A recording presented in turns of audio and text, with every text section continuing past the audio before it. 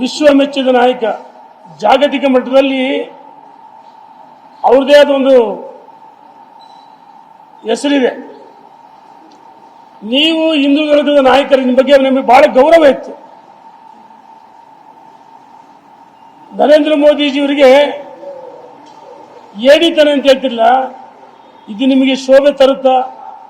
ನಾವು ಈ ಒತ್ತಾಯ ಮಾಡ್ತೀವಿ, ಸಿದ್ದರಾಮಯ್ಯನವರೇ, ಇದು ನರೇಂದ್ರ ಮೋದಿಜಿಯವರಿಗೆ ಅಪಮಾನ ಅಲ್ಲ,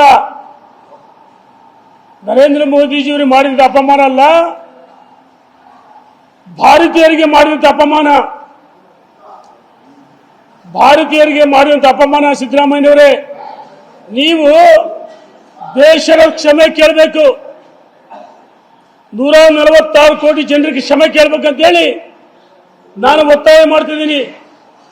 ಸಿದ್ದರಾಮಯ್ಯವರು 2014ರಲ್ಲಿ ಲೋಕಸಭೆ ಚುನಾವಣೆ ಸಂದರ್ಭದಲ್ಲಿ ನರಹಂತಕ ಅಂತ ಹೇಳಿದ್ರಿ ನೀವು ನರೇಂದ್ರ ಮೋದಿಜಿಯವರ ಗೋದ್ರ ಘಟನೆ ಬಗ್ಗೆ.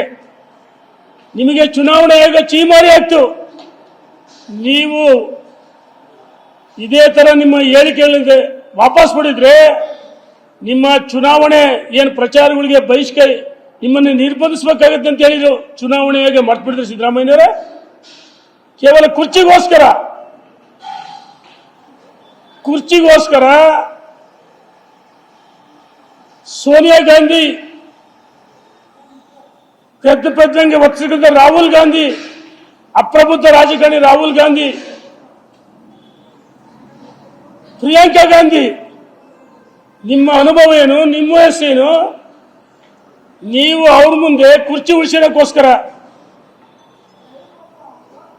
ಅವರಿಗೆ ಶಿರಬಾಗಿ ನಮಸ್ಕಾರ ಮಾಡ್ತಿರಲ್ಲ, ನಿಮಗೆ ಶೋಭೆ ತರುತ್ತ ಸಿದ್ದರಾಮಯ್ಯನವರೇ? ಯಾವ ಲೋಕಸಭೆಯ ಸ್ಪೀಕರ್ ಅವರು ಲೋಕಸಭೆ ಕಲಾಪಗಳು ನಡೆಸೋದು ಅವ್ರಿಗೆ ಜವಾಬ್ದಾರಿ ಇರುತ್ತೆ.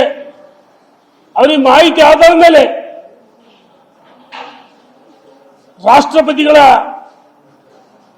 ವಂದನಾ ನಿರ್ಣಯ ಮೇಲೆ ನರೇಂದ್ರ ಮೋದಿಜಿ ನಿಮಗೆ ಎದುರು ಓಡೋಗಿಲ್ಲ.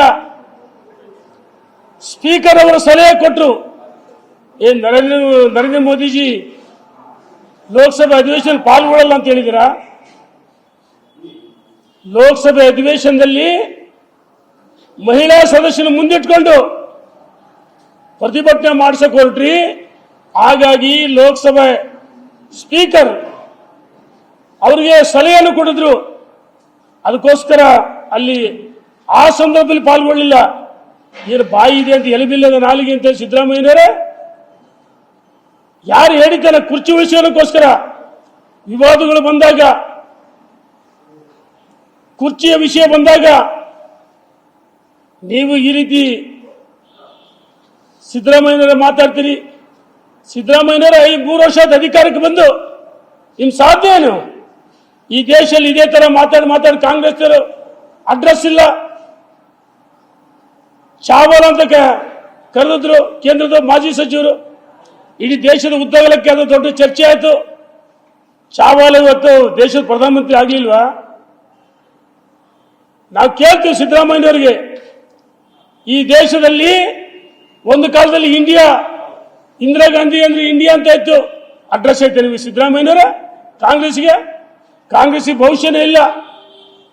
ನಿಮ್ಮ ಹಿರಿಯ ನಾಯಕರು ನಿಮ್ಮನ್ನು ಬಿಟ್ಟು ಹೋಗ್ತಿದ್ದಾರೆ. ಸಿದ್ದರಾಮಯ್ಯನವರೇ, ಇದೇ ರೀತಿ ನಿಮ್ಮ ನಡವಳಿಕೆಗಳು ಭಾರತೀಯ ಜನತಾ ಪಾರ್ಟಿ ನರೇಂದ್ರ ಮೋದಿಜಿಯವರಿಗೆ ನೀವೇನೇ ಬೈದ್ರು, ನೀವೇನೇ ಏಕವಚನದಲ್ಲಿ ಹೇಳಿದ್ರು, ಈ ದೇಶದ ಜನ ಪ್ರಜ್ಞಾವಂತ ಮತದಾರರು.